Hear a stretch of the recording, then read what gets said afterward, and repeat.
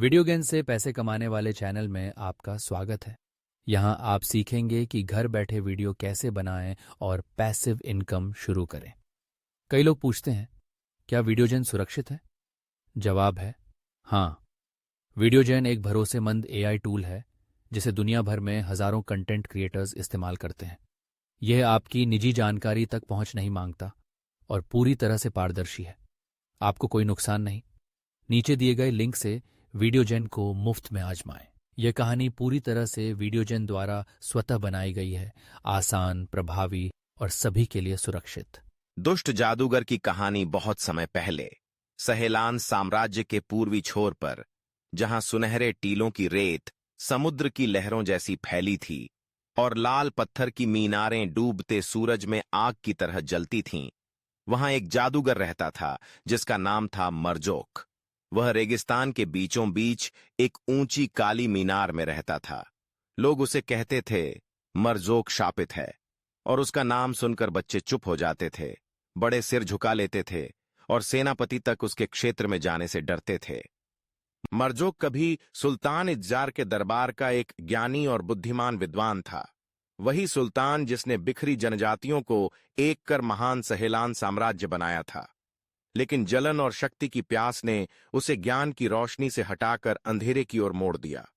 उसने प्राचीन और निषिद्ध ग्रंथों से जादू सीखा, खून से तंत्र साधना की और प्राचीन आत्माओं की फुसफुसाहट सुनने के लिए अपनी आत्मा तक बेच दी। जब दरबार को उसका सच पता चला, तब तक बहुत देर हो चुकी थी।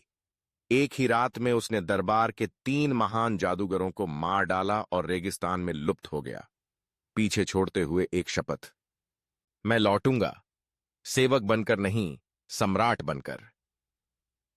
साल बीतते गए और सहेलान की जनता डर के साए में जीने लगी।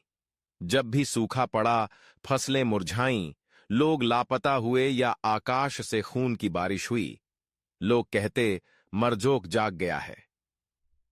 काफिले वालों ने नीली रोशनी और रेत के ड्रैगन पर सवार काली परछाइयों की कहानियां सुनाईं।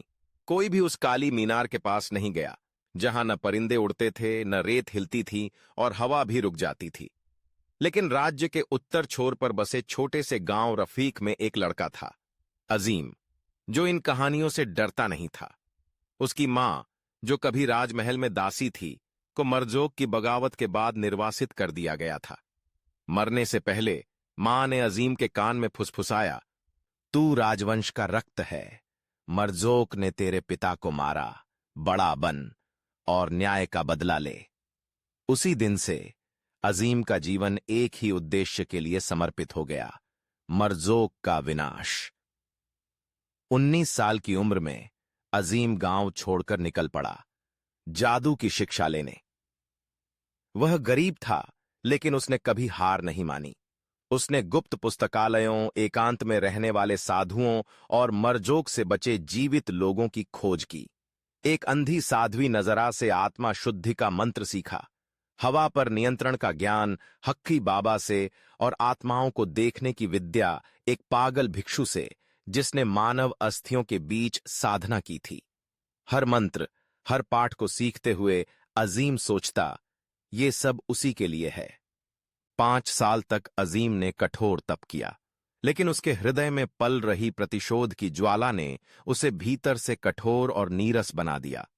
अब वह न हंसता था, न मुस्कुराता, बस बदले की आग में जलता रहा। एक दिन जब रेगिस्तान का सूरज आग बरसा रहा था, अजीम अकेला निकल पड़ा उस काली मीनार की ओर। 7 दिन और 7 रातों की यात्रा। रास्ते में उसे भ्रम हुए, मृत मां, खून से सना पिता का हाथ और राक्षस जो शक्ति का प्रलोभन दे रहे थे। लेकिन अजीम रुका नहीं। वह जानता था ये सब मरजोक की परीक्षाएं हैं। अंततः वह पहुंचा। मीनार इतनी ऊंची थी कि बादलों को भेद रही थी। विशाल पत्थर के द्वार खुले थे, जैसे वर्षों से उसी की प्रतीक्षा में।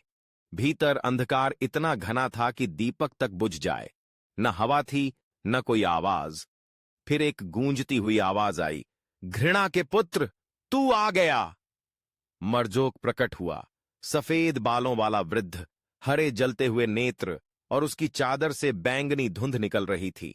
उसके हाथ में एक मानव हड्डियों से बना त्रिशूल था। लेकिन अजीम डरा नहीं। उसने बिजली, अग्नि और प्रकाश की शक्तियां एकत्रित कीं।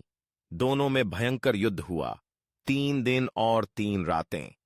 मीनार की चोटी से लेकर उसकी नींव तक।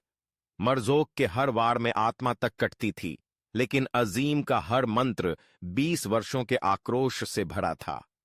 अंत में मरजोक थक गया।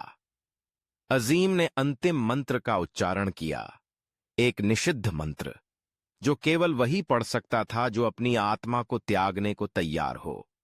एक चक्रवात की तरह उजली रोशनी मीनार में फटी।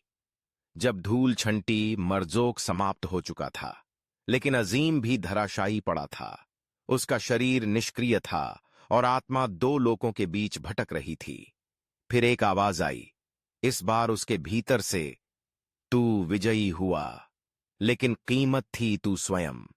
न तुझे पुनर्जन्म मिलेगा, न पूर्वजों का साथ। तू इस स्थान का रक्षक बनेगा जब तक कोई और न्याय की तलाश में ना आए। तब से काली मीनार ने डर नहीं फैलाया। रेगिस्तान शांत हो गया। लेकिन लोग कहते हैं कि रक्तचंद्र की रातों में कोई व्यक्ति मीनार की चोटी पर खड़ा दिखाई देता है, दुखी आंखें, टूटा हुआ त्रिशूल हाथ में। वह मरजोक नहीं, बल्कि अजीम है, न्याय का रक्षक। मरजोक जैसे दुष्ट जादूगर और अजीम जैसे नायक की कहानी सहेलान की पवित्र गाथाओं में बदल गई।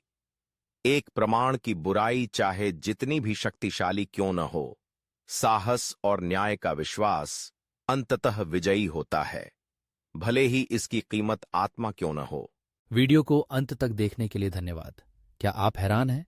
यह पूरा video, script, image, voice over और एडिटिंग पूरी तरह से वीडियोजेन के जरिए ऑटोमेटिक बनाया गया है। मुझे कुछ भी रिकॉर्ड या एडिट नहीं करना पड़ा। अगर मैं कर सकता हूं तो आप भी जरूर कर सकते हैं। सिर्फ एक कंप्यूटर और कुछ मिनटों में आप यूट्यूब, टिकटॉक या किसी भी प्लेटफॉर्म के लिए प्रोफेशनल वीडियो बना सकते हैं। खुद को एक मौका दीजिए। नीचे दिए गए लिंक से वीडियोजेन को मुफ्त में आजमाएं और शुरू करें अपनी क्रिएटिव यात्रा, कंटेंट निर्माण और वित्तीय स्वतंत्रता की दिशा में पहला कदम।